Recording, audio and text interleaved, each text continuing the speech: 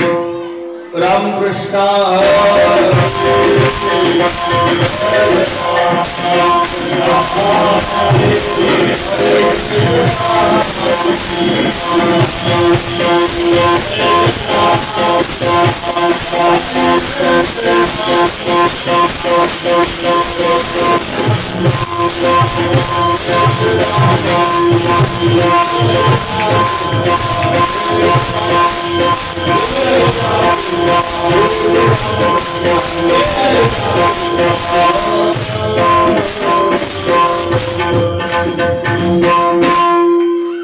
रूप पाहता लोचनी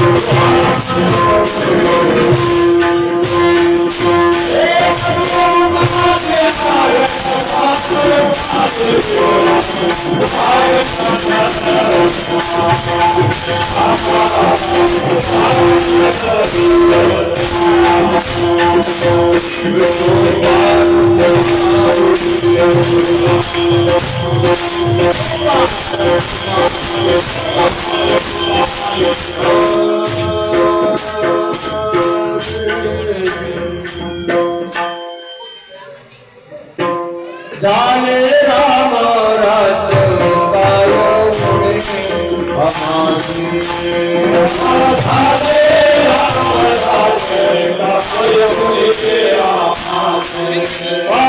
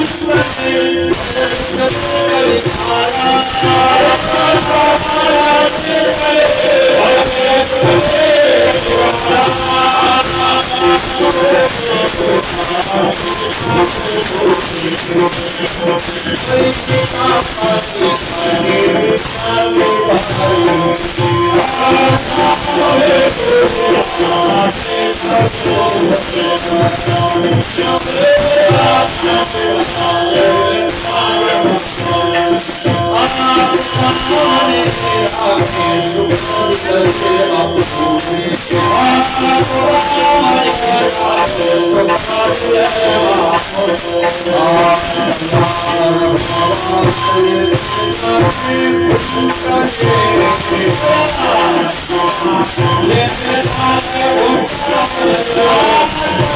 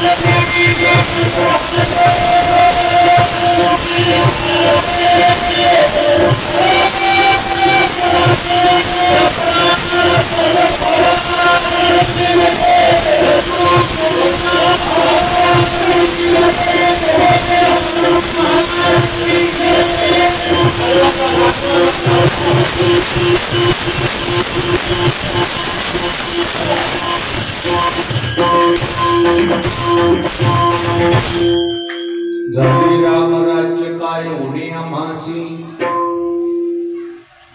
धरणी धरी पीक गाई ओढल्या म्हैसी राम वेळो वेळा मी गाऊ ओवी दळिता कांडिता जीविता गे बाई स्वप्नी ही दुःख कोणी न देखे डोळा नामाच्या चिंतने भय सुटले कळी काळा राम वेळो वेळा आम्ही गाऊवे दळिता कांडिता जीविता गे बाई तुका म्हणे रामे सुख दिधले आपुले तया गर्भवास येणे जाणे खुंटले राम वेळो वेळा आम्ही गावोवे दळिता कांडिता जीविता गे बाई विठ्ठल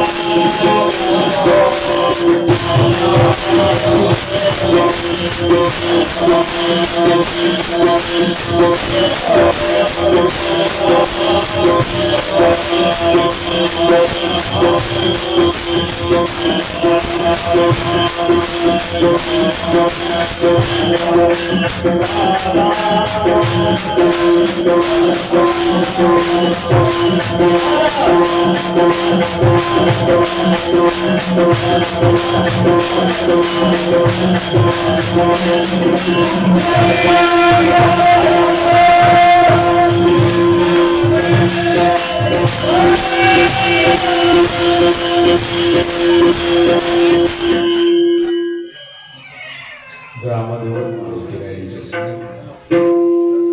आज आपल्या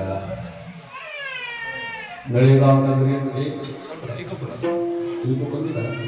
फीडबॅक यातल्या त्या खालच्या हा शाबास समस्त ग्रामस्थ मंडळी यांच्या सर्वांच्या अथक परिश्रमातून आयोजित सुरू असलेला हा अखंड हरिनाम सप्ताह, आपलं एक दिवसीय भावार्थ रामायण लक्ष्मण शक्ती सोहळा, महाप्रसादाचं आयोजन आहे। दिवसभर आपण शक्ती ऐकली, महाप्रसादही आपण सेवन केलेला आहे। समारोपीय प्रसंग आहे। सद्गुरु मोतीराम महाराजांच्या मोठ्या महाराजांच्या आशीर्वादाने सर्वजण मिळून सेवा करू।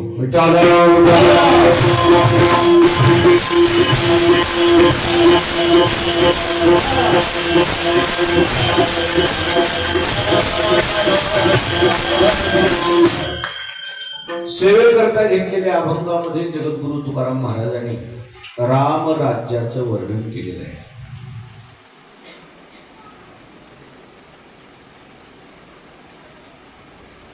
राजा आणि महाराज या दोन्हीतलं जर अंतर पाहिलं तर शब्द मोठा कोणता? राजा हा शब्द किती अक्षराचा आहे? 2. आणि महाराज शब्द 4 अक्षर। महाराज 3 कशी 4 अक्षर। अक्षराच्या मानाने शब्द कोणता मोठा आहे? महाराज। राजा मोठा की महाराज मोठे? राजा शब्दाचा अर्थ आणि महाराज शब्दाचा अर्थ असे स्वतंत्र आहे।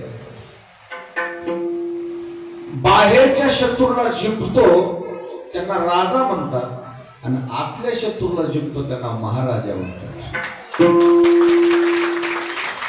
ही एकमेव राजा असा आहे महाराजांनी त्यांचा जय जयकार केलेला आहे। राजा मोठा की महाराज मोठा असं मी तुम्हाला एक अक्षराच्या मानाने सांगितलं।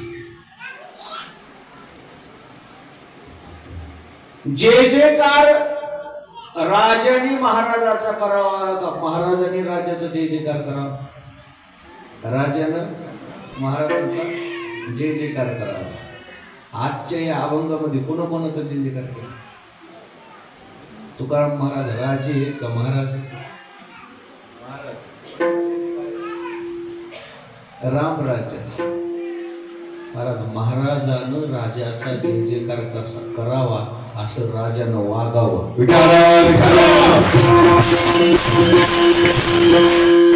जय जयकाराच्या अगोदर राजा शब्द लागलाय मग जय जयकार आहे। कसा जय जयकार आहे? मी म्हणतो तसं म्हणा बघा, तुमचा आवाज कसा निघतोय बघू बघा। राजा रामचंद्र भगवान की। अगोदर राजा आणि नंतर राम। मला एकच तुम्हाला समोर सिद्धांत मांडायचा आहे। राजा म्हणलं की आपलं बघण्याचं, आपल्या पाहण्याचा दृष्टिकोन वेगळा असतो आणि महाराज म्हणलं की पाहण्याचा दृष्टिकोन वेगळा असतो। एकमेव राजा आहे प्रभू रामचंद्र, जगाचा दृष्टिकोन चुकीचा नाही त्याच्याबद्दल। जय जयकार आहे, जय जयकार। जय जयकार होण्यासारखं राजवट होती। राजवटीचे वर्णन, राजवटीचा उल्लेख वर्तमानपत्राला यावा, प्रेसला यावा, पण राजवटीचा उल्लेख ग्रंथात येतो म्हणजे राजवट कशी असेल?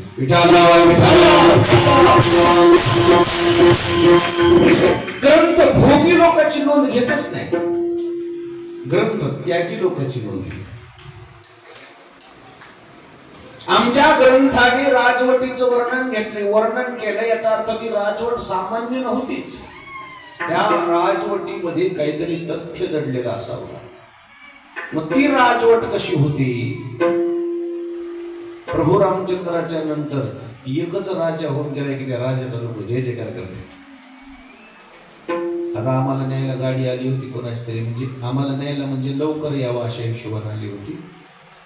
TSच पाशिंग आहे ना तुमची, पण त्या गाडीवर छत्रपती शिवाजी महाराजांचा फोटो। मन भरून आलं माझं। छत्रपती शिवाजी महाराज की एकच राजा आहे छत्रपती शिवाजी महाराज, की लोक त्यांना महाराज म्हणतात। काय म्हणतात? महाराज. महाराज शब्दाचा अर्थच काय?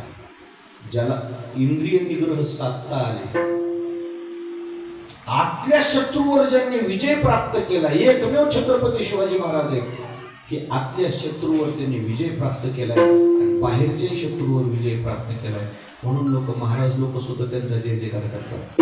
निश्चयाचा महामेरू, बहुत जनाशी आधारो, अखंड स्थितीचा निर्धारो, श्रीमंत योग. एका महाराजाने केलेलं राजाचं वर्णन आहे. राजा कसा असेल? विठाला विठाला.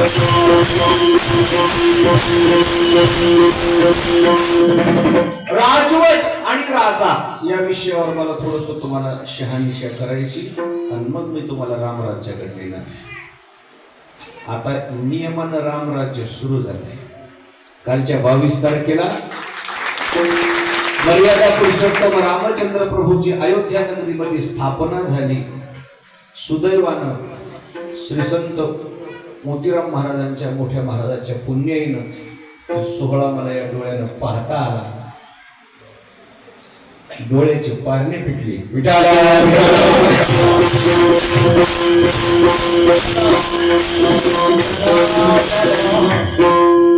काय सोहळा होता 22 जानेवारीचा. नेत्रदीपक सोहळा, अलौकिक सोहळा. शब्दच नाही, शब्दच नाही. प्रत्यक्ष प्रभू रामचंद्र ज्यावेळेस 14 वर्ष वनवासाला गेले आणि वनवासानंतर पुन्हा अयोध्येत आल्यानंतर जो आनंद असेल का, आमचं मत होतं कालच्या आनंदात आणि त्या आनंदात काही फरकच नव्हता. इतका आनंद होता अयोध्येत.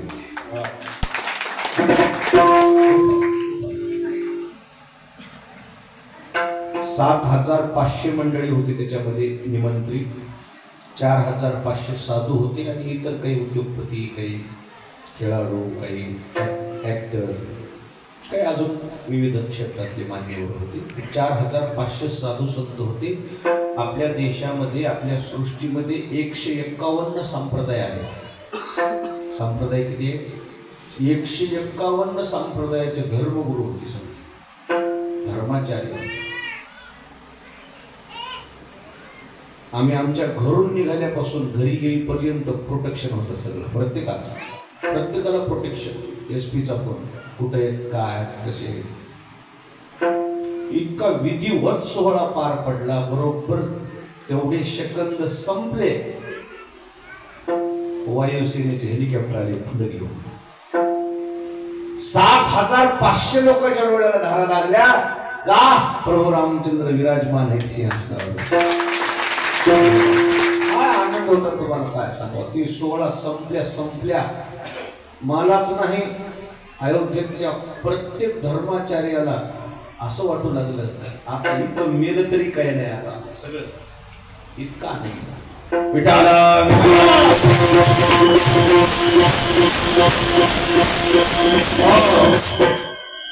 अयोध्या नगरीमध्ये प्रभू रामचंद्राचं आगमन झालं. प्रत्येक भारतीयांना 500 वर्षापासून, कालच्या 70 वर्षापासून एकच आशा होती, प्रभू रामचंद्राचं मंदिर व्हावं, प्रभू रामचंद्राचं मंदिर व्हावं. ते स्वप्न पूर्ण, ते स्वप्न पूर्ण झालं ना. आम्ही महाराष्ट्राचे काही 10-15 जण होतो तिथं. त्या प्रत्येकाच्या मुखात एकच आवाज आला होता त्या दिवशी, झाले राम.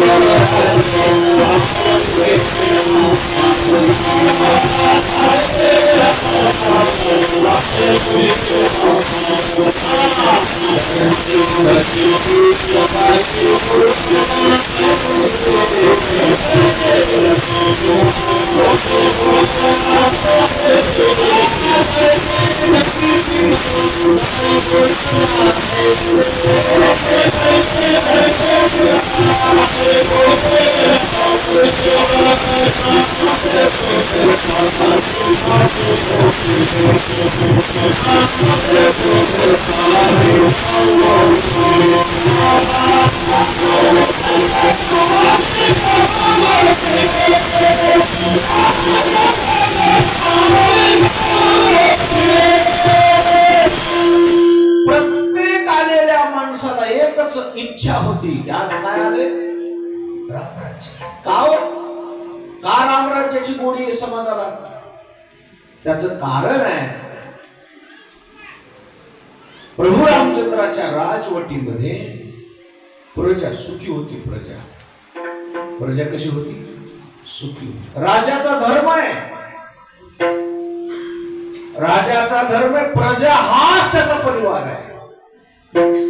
परिवार वेगळा आणि प्रजा वेगळी, घर वेगळं आणि प्रजा वेगळी. घर हा विषय राहतच नाही राजाचा. सार्वजनिक राजा म्हणजे सार्वजनिक होतो ना, वैयक्तिक आयुष्यात राहत नाही. त्याला समाजाला समर्पित असतो. कोण्याही वेळेला मोबाईल नॉट रिचेबल नाही, स्विच ऑफ नाही. रात्री बेरात्री कोणाचे काही संकट असो, हाक मारली, हाकेला आलो म्हणून धावून जाणारा जो राजा आहे, तो राजा म्हणजे प्रभू रामचंद्र. महाभारत रामायण सुरू आहे, शक्ती होती. रामायण सुरू आहे, शक्तीचा कार्यक्रम वर्षभर चालते. किती वर्ष झाले म्हणजे? 2 वर्ष. 2 वर्ष. मग आता चालू होईल ना. कसं रामराज्य इथंच गडबड आहे. दिव्याखालीच अंधार झाला आहे. भावार्थ रामायण ग्रंथच चालू नाही, शक्ती कशी गेली? ग्रंथही चालू असेल ना पहिला. आता मध्यंतरी स्थगित आहे मंदिराच्या बांधकामामध्ये. ठीक काय? ओके, झाले ना आता काम, चालू करा. ज्या दिवशी प्रभू रामचंद्र मारुतीची स्थापना होईल त्यावेळेस रामायण पण सुरू करा. रामायण चालू करा. रामायण हा असा ग्रंथ आहे, आचरणीय ग्रंथ आहे. प्रभू रामचंद्राच्या बाबतीमध्ये तुम्हाला मी वर्णन करणार आहे, अर्धा तास बोलणार आहे. फक्त 8:30 वाजता सोडून देतो. 9ला मला तिथं कीर्तन आहे. ते कोणचं गाव आहे आपलं? 7:45 वाजलेत ना, घड्याळ माझं पुढे मग 7:30. ठीक आहे, घड्याळ काय 8 दिवस झाले मागच पडायला. लोकांचे घड्याळ पुढे जाते, माझं माग पडायला. असू दे, आपण गरीब माणसं मागच राहिलेले. हा सिद्धांतावर मी नेणार आहे तुम्हाला. माग पडू दे नाही तर पुढे.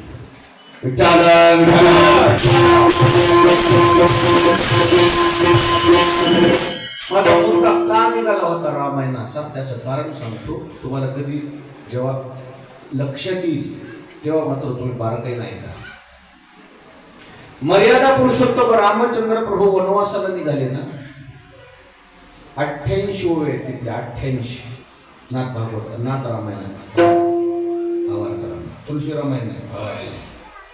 किती ओवे? 88 ओवे रामाच्या राजवटीचं वर्णन आहे.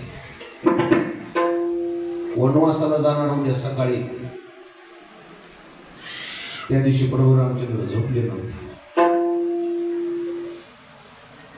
रात्रभर बसून होती, रात्रभर.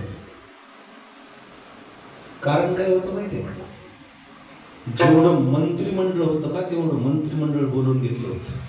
आणि त्या मंत्रिमंडळाला प्रभू रामचंद्राने जिम्मेदाऱ्या दिल्या होत्या की मी 14 वर्ष अयोध्येत येणार नाही, पण 14 वर्षामध्ये एकही अयोध्येतला परिसरातला 12 बलुतेदार उपवाशी राहता कामा नये.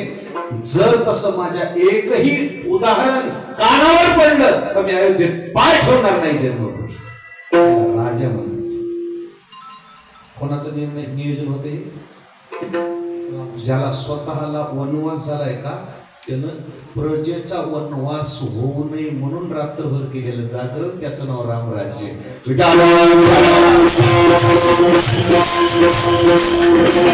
12 बलुतेदार कळतात तुम्हाला? 12 बलुतेदार कळतात. खळ होत होतं पहिलं. खळ, ते खळ होत असताना कुंभार, गोसावी, सुतार, लोहार, वरती नावी, अजून असेच काहीतरी भरपूर असायचे. हा वर धोबी धोबी धोबी हे लक्षात येईल ना शब्द इकडे. हे सगळी लोक तुम्हाला खळ करू लागायला यायचे माहिती आहे. खळ म्हणजे समजेल ना, खळ करू लागायला यायचे. खरं सांगू ते खळ करत असताना खळ असायचं शेतकऱ्याचं, परिश्रम कोण घेत होतं? हे 12 बलुते काय. खरं सांगू शेतकऱ्याचं एक मन किती मोठं होतं माहिती का? खळ म्हणजे लक्ष्मी. खळ म्हणजे लक्ष्मी घरी आल्यानंतर त्या बैलाच्या पायावर पाणी पडायचं. जो गाडीवान आहे त्याला कुंकू लावलं जायचं. आणलेली काही शिळीपाती भाकर ती बैलाला खाऊ घातली जायची. नंतर ते पोते घरी उतरवले जायचे. त्याला काय आपण म्हणतो?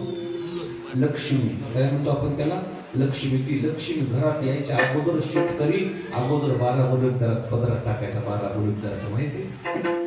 खळ त्याला खळ घरी देत नव्हता. तो कुठं द्यायचा? शेतीतच. का?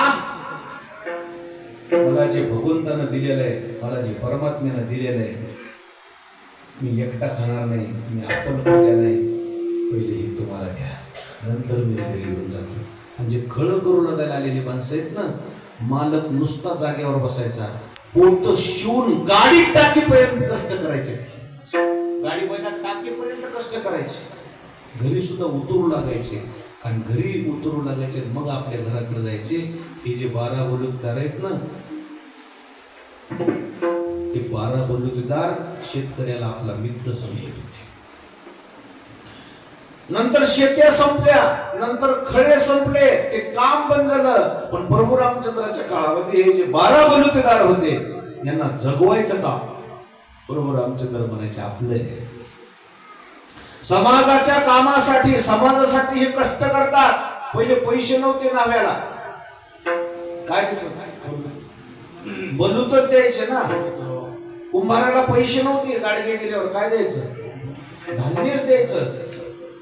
जर याला कदाचित धान्याचाच संचय नसेल, धान्यच तुटवडा पडला, तर मग त्या 12 बलुतेदाराला जगवायचं काम कोणाचं? राजाचं. जगवायचं काम कोणाचं?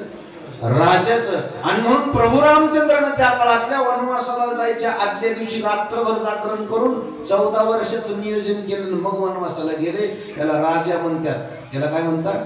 आपल्या प्रजेचा वनवास होऊ नये म्हणून रात्रभर जागरण करून नियोजन केलं प्रभू रामचंद्रानं. आणि म्हणून त्या प्रजेला आदर आहे. आजही प्रजा म्हणते कोणतं राज यायला पाहिजे? राम राज काय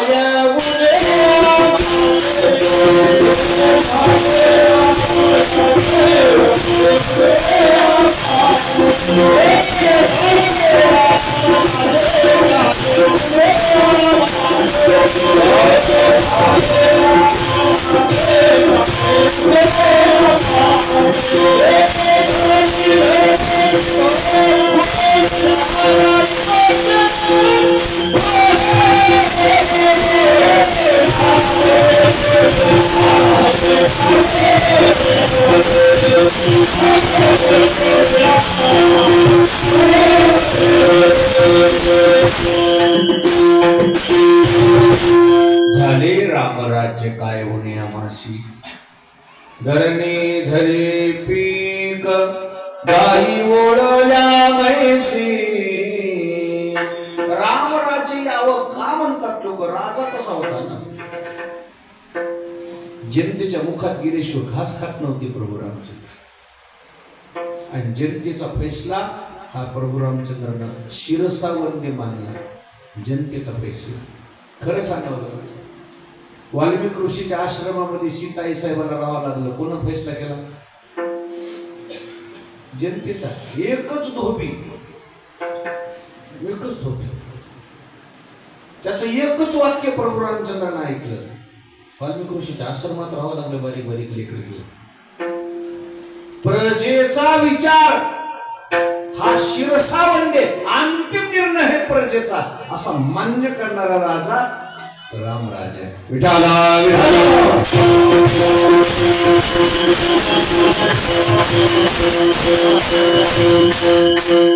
आणि म्हणून प्रभू रामचंद्राचं जे आचरण होतं ते प्रजेला धरून, प्रजेच्या हिता करता आणि म्हणून आज जगद्गुरु तुकाराम महाराजांना सुद्धा प्रभू रामचंद्राचा विचार आवडला आणि म्हणून आज प्रभू रामचंद्राचा तो विचार पाहता तुकाराम महाराज म्हणतात की प्रजेला दुःखच नव्हतं, काहीच उणीव नव्हती. प्रत्येकाला असं वाटायचं काय कमी आहे. राजा समाधानी असले की प्रजा समाधानी होती. राजाचं आणि प्रजेचं नातं म्हणजे मायलेकरासारखं नातं. प्रजा जर असंतुष्ट असली, प्रजा जर नाराज असली तर राजा खुश होऊन काय उपयोग आहे. लेकराच्या ताटात नाही आणि आईच्या ताटात पुरणपोळी जरी वाढली तर तिला आईला खाऊ वाटते का. लेकरू उपवाशी ठेवून आईच्या ताटात पुरणपोळी वाढली आहे, लेकरू उपवाशी आहे, आई खुश होईल का. तसा आहे प्रजा सुखी तर राजा सुखी. यथा राजा तथा प्रजा. विठाला विठाला.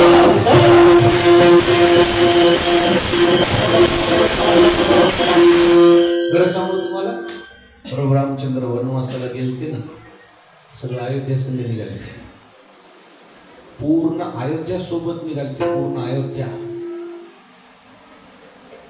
शरयूच्या काठीवर गेल्यावर प्रभू रामचंद्राने अयोध्येतल्या संपूर्ण प्रजेला हात जोडले. तुम्हाला माझी शपथ आहे म्हणजे मागं फिरा.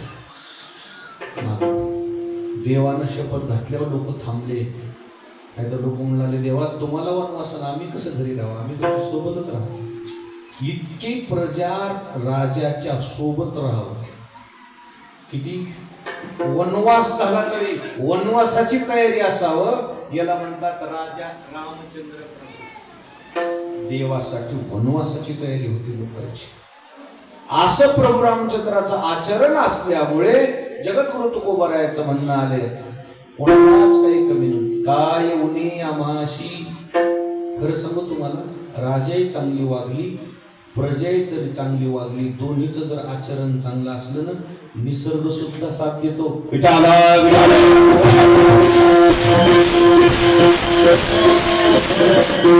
म्हणून रामराज्यामध्ये धरणी धरी पीक, गाई ओळल्या म्हैसी.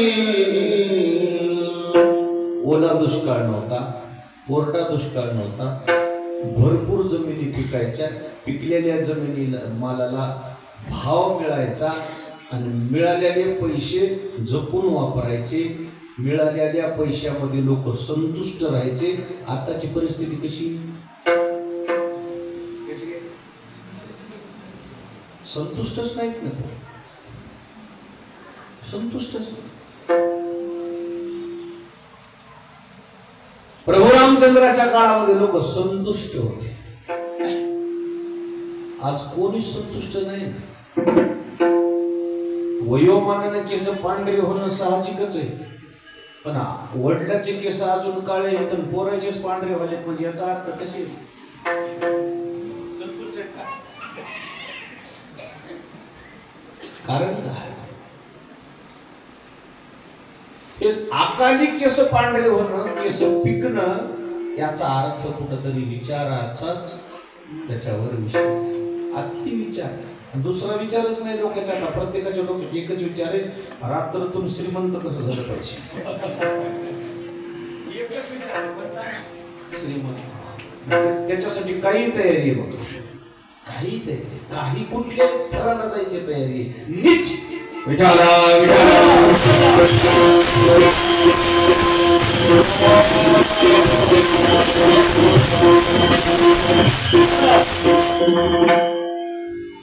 संतुष्टच नाही कोणी. जे मिळाले त्याच्यात आपण संतुष्ट आहेत का. आता म्हातारी माणसं कोणी नाहीत पुढं, पण म्हाताऱ्या माणसाला विचारा त्यांची काय परिस्थिती बिकट होती. आज आपली किती परिस्थिती चांगली सांग. म्हातारे माणसं जे आहेत ना, त्यांना विचारा की त्यांनी दिवस कसे काढले. हे जे झाडीत आलते ना, आधी झाडीच म्हणा काय म्हणा, यांनी दररोज वाघ सिंहासोबत कुस्त्या खेळल्या. दररोज कशासोबत, महाराज रोज ह्याच्या डोळ्यासमोर मरण होतो. रोज रोज कसे दिवस काढले असतील. आज तुम्हाला त्याच्या 7-12 खवाटाने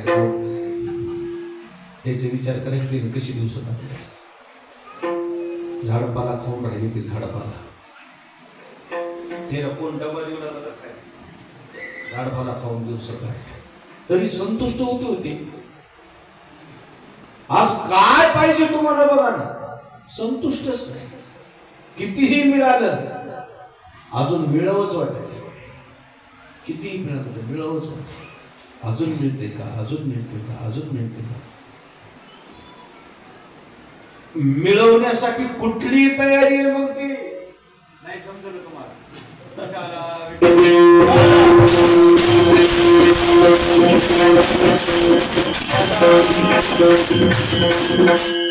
कोणती तयारी, कोणती काही तयारी.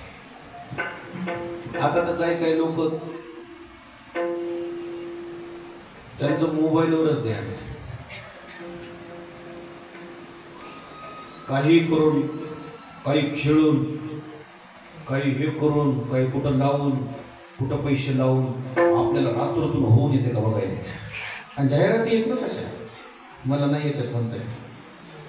ध्यानात येत ना तुमच्या. चांगले चांगले लोक जाहिरात करायला ना, ही खेळून बघा, ती खेळून बघा, ही घेऊन बघा, ती घेऊन बघा. फराण्याला 1.5 कोटी रुपये मिळाले. आणि ते येणारी माणसं म्हणतात ना मला मिळाले. परिस्थिती काय आहे बघा लोकांची. रात्रातून श्रीमंत व्हायचे जे स्वप्न आहेत ना, पैशाला परमात्म्यापेक्षा किंमत दिलेला समाज म्हणजे कलियुग आहे. अयोध्येतले लोक पैशाला किंमत देत नव्हती, परमात्म्याला किंमत देत होते आणि म्हणून सुखी होते. आता पैशाला परमात्म्यापेक्षाही किंमत आहे. पाराकडे येणारी माणसंच नाही, मी आलोय म्हणून आलेत. अजिबात रोज येते माणसं नाही.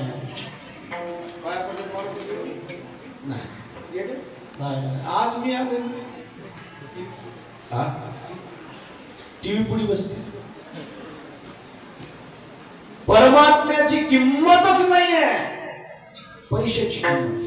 म्हणून संतुष्ट पैशावाले लय माणसं बघितले बघा. पण पैसा परमात्म्यापेक्षा फिका आहे बरं. पैसा लहान आहे परमात्म्यापेक्षा. आता आम्ही महाराष्ट्रातलेच होतो, तिथं आमचं डिव्हिजनच वेगळं होतं महाराष्ट्राचं. 40 मिनिटं दर्शनबारीमध्ये होतो मी अंबानी संघ. अंबानीचा पूर्ण परिवारच होता. त्याच्या 2 सुना, 2 पोरं, जावाई, सून, तेंडुलकर, माधुरी दीक्षित. आम्ही महाराष्ट्रातले सगळे. ते रणवीर कपूर, त्याची बायको, ते जॅकी सराफ. आम्ही महाराष्ट्रातले. मी मराठी, आम्ही मराठीच बोलला बोलत नसता. मी मुद्दाम त्याला मराठी बोलायचं. मी मराठीच बोललो. लावलं सेल्फी घेऊन द्या ताई, ताई म्हणून या म्हणल्या. तिच्या मोबाईलनं मी सेल्फी घेतली आणि मग कंगना राणावत ती तोंडाला मास्क घातलं होतं. मी म्हणलं सेल्फी काढायची होती आमच्या ते नळेगावच्या पोरायला काढलं मास्क. मराठी बोललो. महाराज ज्यावेळेस मी ते अंबानी संघ 40 मिनिटं आम्ही दर्शनबारीत उभा होतो. 40 मिनिटं. किती मिनिटं? 40 मिनिटं. अंबानी म्हणजे आपल्या देशातली नंबर 1 श्रीमंत. 40 मिनिटं दर्शनबारीला रामाच्या उभं राहावं लागलं. कोण मोठं? अरे पैसा लहान, परमात्मा मोठा आहे. 40 मिनिटात आम्हाला अशी गरमी होऊ लागली तिथं. सगळे हिरोने हे कवा तरी तितकं उभं राहावं लागलं का दर्शनबारीला. अशा नाराज सुद्धा व्हायला गेल्या त्या उलट त्याच्या हिंदीत म्हणू लागल्या की इतने आदमी, इतने लोग हैं, 150 करोड़ लोग हैं, उसमें से अपन ही खाली किस्मत वाले हैं, भगवान राम जी के दर्शन पाए म्हणून लागल्या. मला हिंदीत कळत म्हणलं पण येत नाही. 2-3 जिल्ह्यातून मला बी आले ना निमंत्रण मोठ्या महाराजाकडून. खरं सांगू, प्रभू रामचंद्राचं उद्घाटन झालं मंदिराचं. मोदी साहेबाचं दर्शन झालं. योगी साहेब गेल्यावर 5व्या नंबरला होतो मी. अंबानी झाले की आम्हीच. त्या दिवशी मी ते अंबानीकडे रामाकडे एकदा बघितलं. अंबानीकडे बघितल्यावर मी म्हणलं हमारा राम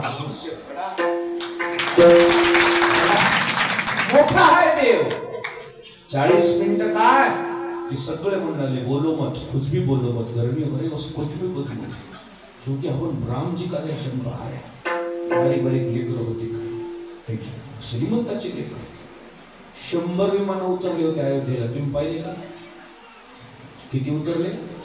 100. बाहेर देशातून 2 विमान आले फुलाचे. आपण तर आयुष्यात तसं फुलच बघितलं नाही तर आपल्याला पिवळे फुले, काळ्या बायका पिवळे फुले.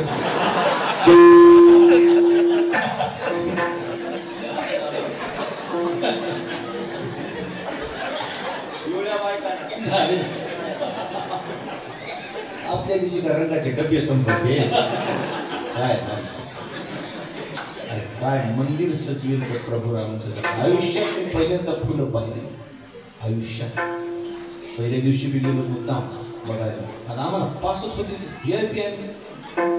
पोलीसची गाडी आम्हाला न्यायला. आमच्या मनावर एक माणूस, 35,000 पोलीस होते. त्या पोलीसवाल्याला म्हणलं बटन दाबशी, मला नळे गावाला माझ्याकडे बघ आले. ते मराठी चलो प्रभू चलो प्रभू म्हणाले. प्रभू चलो कोई दिक्कत आहे? म्हणजे काय दिक्कत आहे? तू बटन दबू देऊ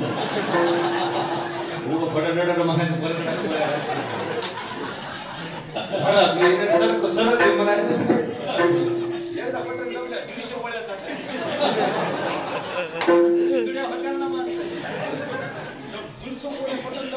दीडशे 35,000 पोलीस होते. अयोध्येतल्या प्रत्येक घरावर 5 पोलीस होते बंदूक घेऊन. प्रत्येक घरावर प्रत्येक घरावर तितकं प्रोटेक्शन होतं. आम्हाला कुठेही मला स्वेटर घ्यायला जायचं होतं. ते म्हणजे होय प्रभू होय समज जाओ, प्रोटेक्शन लेके जाओ. मला आम्हाला कोण खायले म्हणजे नाही, आप हमारी नजर में VIP है, कोई दिक्कत हो गई तो हमको. कुठे जायचं तर संघच ते. मला वाटलं VIP आपल्याला कोण माती विचारायला म्हणजे पोलीसवाले आपल्याला विचारले. इतकंच VIP म्हणजे हे VIP आमचं नाही आहे, आमच्या बापाचं VIP पण आहे.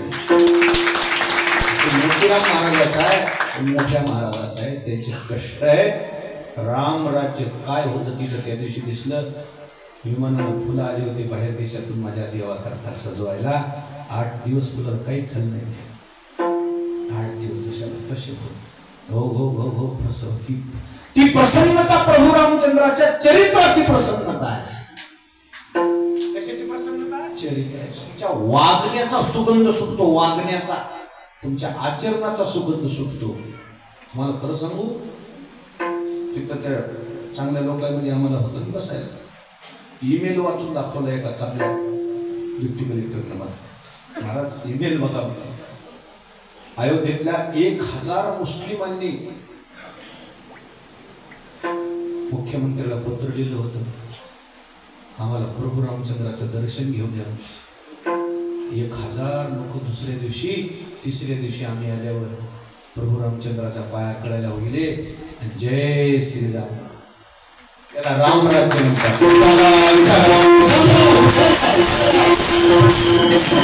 तुमच्या धर्माच्या पलीकडे जाऊन तुमच्या विचाराची ज्या दिवशी किंमत होती त्या दिवशी तुमच्या आचरणाचा सुगंध सुटतो. तुमच्या चारित्र्याचा सुगंध सुटतो. चारित्र्य संपन्न समाज घडला पाहिजे. आणि तो चारित्र्य संपन्न राजा बी असावा लागते तेव्हा समाज. Money is loss, nothing is loss, health is loss, something is loss, but character is loss, everything is loss. पैशाचं नुकसान भरून निघतंय. आजारी झाला तर हॉस्पिटलमध्ये दुरुस्त व्हाल. चरित्र संपन्न जर एकदा तुमचा धप्पा लागला, एव्हरीथिंग इज लॉस. ती पुन्हा निघतच नाही. राजा चारित्र्य संपन्न असावा.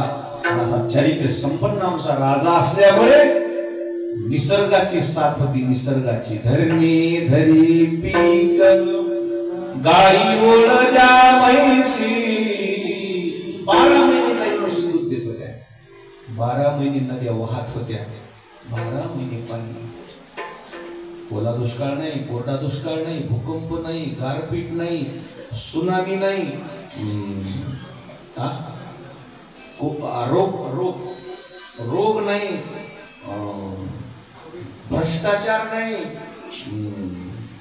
अजून सांगायला काय तरी दोन चार बजाले करप्शन म्हणजे भ्रष्टाचार. रोग म्हणले रोग कोरोना रोग एकच रोग नाही काही नाही.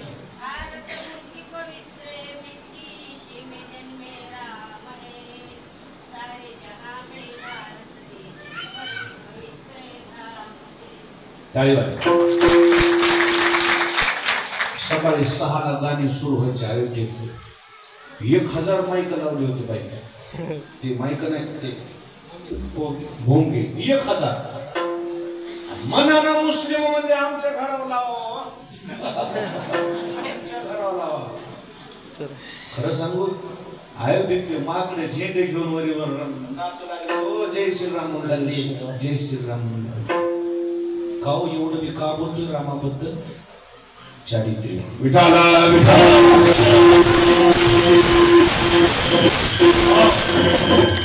तुम्ही जेव्हा चांगले असाल ना तर चांगले तुमच्या जवळ येतात. ही तुमच्या चांगुलपणाची पावती आहे. शब्द समजायले तुम्हाला? तुम्ही चांगले असाल ना चांगले तुमच्या जवळ येतात. ही तुमच्या चांगुलपणाची काय आहे? पावती आहे, ओळख आहे. माणसं जवळ येतात चांगले. तसे प्रभू रामचंद्र होते. कोण सहकार्य होतं? धरणीचं सहकार्य होतं. धरणी धरे पेक धरणी सासू आहे सासू. धरणी कोण आहे? सासू आहे. जावाई चांगला दिसल्यावर गरिबीची सासू होती आणि तिला कोण म्हणलं की तुमची जावाई आली. गरीबी होती. येता शेजाऱ्याला म्हणली माय जावाई आली, शेरभर धुऊ द्या की. उसनवारी चलत होती पहिले, उसनवारी आता पण चलतच असेल ना. शेरभर गहू आणली कोणासाठी? आणि जवळ आल्यावर कळालं जावयाचा भाऊ आहे. ते गहू नेऊन दिले शेरभर.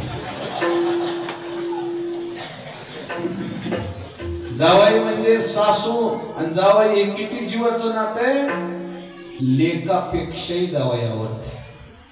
कोणापेक्षा? लेकापेक्षा. नाकाचा मोती ठेवी गहाण, राखे जावायाची मान. जावायाचा मान दे. तशी धरणी सुद्धा म्हणली. खरं सांगू तुम्हाला, लेकीचा वनवास झाल्यावर सासूला आनंद का दुःख? बरोबर. मी धरणी मा सीता सीताई साहेबांची कोण आहे? आई आहे. सीतेचा वनवास झाला, हिला कसं वाटलं? दुःख वाटलं. दुःख वाटलं होती ना, पिकायला नव्हतं पाहिजे ना. पिकली का? दुःख त्याचं नाहीये तिला. लेकीचा वनवास झाला याचं दुःख नाहीये. लेकीला वनवास झालाच नव्हता तिच्या. संघच मी तेव्हापासून अजिबात सीतेचं नाव नव्हतं वनवासामध्ये. नाही, वनवास फक्त प्रभुरामचंद्राचं होतं. लक्ष्मणाचं पण नाव नव्हतं. पत्नीचं कर्तव्य म्हणून गेलेली आहे. त्यावेळेस सासूला असा अभिमान वाटला होता की माझी लेक राजमहालात राहण्यापेक्षा नवऱ्याला प्राधान्य देतील, हे माझे संस्कार आहेत. नाराज नाही आहे पृथ्वी, नाराज नाही. पत्नीचा धर्म आहे नवऱ्याच्या संकटात मदत करणं. नवरा हॉस्पिटलमध्ये ऍडमिट आहे आणि ही जर घरी बसून भजे खात असेल तर ती पत्नी नाही. ती पत्नी का?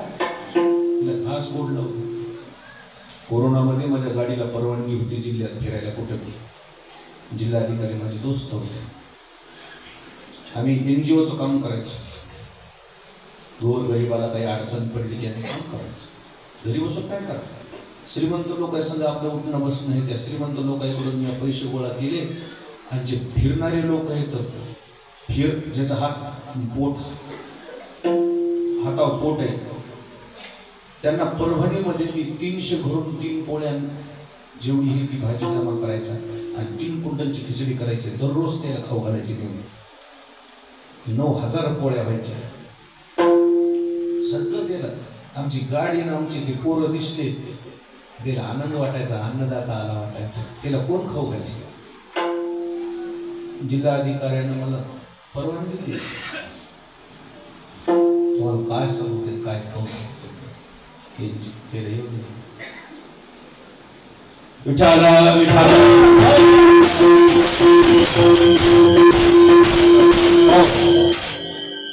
इथं पण जा, इथं माझ्याजवळ येतात.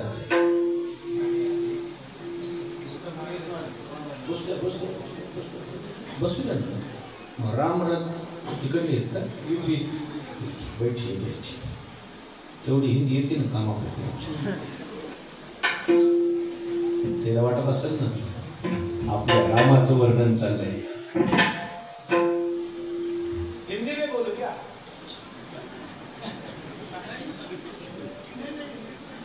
मराठी में समझ आए ना, समझ आए.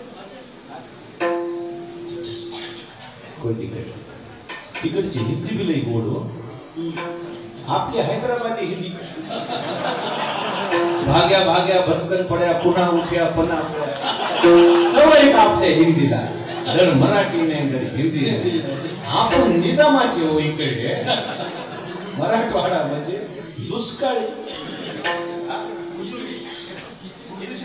उर्दू हिंदी मराठी याची हिंदी गोड. ब्रज हिंदी ब्रज हिंदी ताकदबाज. मला जास्त बोलायचं नाही.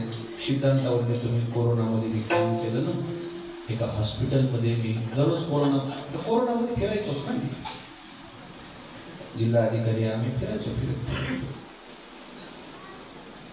एक हॉस्पिटलमध्ये एका पायरीवर एक माय माऊली बघितली मी. असं एवढं मोठं कुंकू, 60 वर्ष वय असेल, मालकाचं 70 असेल. एक पहिल्या दिवशी मी पाहिलं तिच्याजवळ काही डब्बा बिब्बा होता, म्हणलं द्यायला आली असेल. मग मी गेलो. तिसऱ्या दिवशी पाहिलं तर तिथंच बसले मी. मग डब्बाही नाही, काहीच नाही, अंतरायला नाही, पांघरायला नाही, एकच तेवढं अंगावरचं लुगडं. आणि ते 2 रात्र 2 दिवस हॉस्पिटलच्या पायरीवर पाणी नाही, अन्न नाही, चेहरा सुकून गेलेला. म्हणलं मावशी काय पाहिजे तुम्हाला? काय पाहिजे म्हणजे आता माझा पटका तर मला वाटतं मराठवाड्यात नाही ओळखल्या, परभणीत ओळखीत असतील ना. मला पटका नव्हता. पहिल्या दिवशी तिला मी ओळखू चाललो ना. फेटा नसल्यावर तुम्हाला सुद्धा बऱ्याच लोकांना ओळखू येत नाही. तुम्ही मला असंच बघितलं ना. काढून दाखव जातावळे काढता. काय ओळखलं तरी फेटा नसल्यावर सांगा ना. काय ओळखलं? कोण आहेत बा तुम्ही? मी म्हणलं मी अच्युत महाराज. अच्युत महाराज म्हणजे गळ्यालाच पडली होय. कारण त्याच्या लेखापेक्षा माझ्यावर जास्त प्रेम ना. महाराज मध्ये ओळखीच नाही. तुम्ही मी 2-3 दिवस झालं पाहिलो इथं का बसलात तुम्ही? त्यावेळेस तिनं सांगितलं महाराज ती जी खिडकी आहे ना 2ऱ्या मजल्यावर माझे मालक ॲडमिट आहे. एवढं बाई त्यांना काही अडचण नाही. मी आता दररोज हॉस्पिटलमध्ये चक्र मारायला, कोणाला काही अडचण नाही, रेमडेसिवीर उपचार लागलं तर मी उपलब्ध करून देतो. नाही म्हणल्या महाराज ते इंजेक्शनला बरे होत नाहीत, त्याला मी दिसलं तरी बस झालं. त्याचा इतका जीव आहे म्हणल्या माझ्यावर महाराज. जर मी 1 दिवस इथं जर नसेल ना प्राण जाईल म्हणजे. मी म्हटलं मग तुम्ही काय डॉक्टर आहे का? इथं बसून तुम्ही काय करताय? त्यावेळेस तिनं सांगितलं महाराज नवरा मृत्यूच्या शय्येवर पडल्यावर घरामध्ये झोपणं हे काही पतिव्रतेचा धर्म आहे का? मी इथं मरू द्या ना, त्याला तिथं जीव गेला तर माझा इथं जीव जाईल म्हणल्या. तिथं जीव गेला म्हणून समजलं की म्हणला मी मान टाकून देणार. हा म्हणजे तुम्ही काही खाल्लंच नाही 3 दिवस, त्याच्याकरताच खाल्लं नाही म्हणलं. मला जगून तरी काय करायचं? माझा बालकच जिवंत नसेल तर मी काय करतो? काय जगतो? जगू मी. महाराज मी परत वापस गेलो आणि तिच्या त्या मालकाला बोललो, दाखवलं. दोघांची नजर केली. मी त्याला खालच्या मजल्यावर आणलं, त्याला तिथं घेऊन ठेवलं. त्या पायथ्यालाच बसल्या जाऊन निगेटिव्ह होत्या, पॉझिटिव्ह झाल्या. हॉस्पिटल म्हणते की तुम्ही इथं बसू नका, पॉझिटिव्ह होऊ द्या म्हणल्या. पॉझिटिव्ह मालक म्हणजे माझ्याकरता परमात्मा. पॉझिटिव्ह झाले, नवरा पॉझिटिव्ह झाला तर मी पॉझिटिव्ह, नवरा गेला तर मी जाईल. मी जिवंत राहून जायचो. तिला मध्येच जाऊ गेलो तर मी मध्ये गेलो. 3ऱ्या दिवशी दोघे हाताला हात धरून निगेटिव्ह होऊन घराघट. काय असती ताकद बायकोची तिथं कळायची. काय असती बायकोची ताकद कुठं कळायची? जिच्या कुंकुवात ताकद आहे का मरणाच्या घरातून, मृत्यूच्या घरातून ती नवरा वापस आणू शकते, ही तिच्या कुंकातली ताकद आहे. ही तिनं सांभाळली पाहिजे. वापस आणू शकते एवढी स्त्री मोठी आहे, एवढी मोठी स्त्री आहे. अर्धांगिनीचे तत्व सांगतोय मी तुम्हाला, अर्धांगिनीचे. तसं पृथ्वीची लेक आहे शिका. पतिव्रतेचा धर्म साकारते, पतिव्रतेला आनंद आहे. म्हणून त्या वर्षी जमीन पिकायला नव्हती पाहिजे, पण माझ्या जावयाचा वनवास झाला तरी चालेल. माझा जावई चांगल्या कामाकरता वनवासाला गेलाय. आमच्या जावयाच्या माघारी कोणाला काही कमी पडू नये, हे माझं कर्तव्य आहे. म्हणून जमीन पिकली. म्हणून म्हणतात धरणी धरी काही ओढ जावैसी. माझ्या जावयाला कधी मान खाली घालायची वेळ येऊ नये, म्हणून जमीन पिकली. माझ्या जावयाचा वनवास झाला तरी कबूल, प्रजेचा वनवास होऊ नये अशी ज्याची सासू आहे तिचं नाव रामराज्य. त्याचं नाव रामराज्य. पृथ्वी एवढी पिकली, एवढी पिकली, काहीच कमी नाही हो. माल ठेवायला जागा नाही. नाराज व्हायला पाहिजे नाही, पिकायला नव्हतं पाहिजे. माया वनवास केला ना जावायचा, मरा उपाशी. काही पेरले की राखच व्हावा ना. नाही, मोठे माणसं मोठे असतात. प्रभू रामचंद्र जाता जाता मातृभूमीला वंदन करून या पृथ्वीला वंदन करून गेले. आणि त्या पृथ्वीला जाता जाता म्हणले, माझ्या प्रजेला सांभाळा. प्रजा हाच माझा परिवार आहे. म्हणून त्या रामाला राजा कोणता म्हणतात. आजही रामराज्य म्हणतात लोक. झाले रामराज्य कायवणे आम्हाशी. धरणी धरी पीक गायी ओळल्या मैशी. धरणी धरी पीक म्हणजे भरपूर भरघोस उत्पन्न व्हायचं. ज्याचं वागणं चांगलं आहे त्याला आपोआप पृथ्वीची साथ आहे. त्याला पृथ्वीची साथ नाही, त्याला मुख्य जनावराची साथ आहे. धरणी धरी पीक गायी ओळल्या मैशी. आणि म्हणून ती प्रजा म्हणते की त्या रामा व्यतिरिक्त आम्ही आता दुसरं काही गातच नाही दुसऱ्या चरणामध्ये.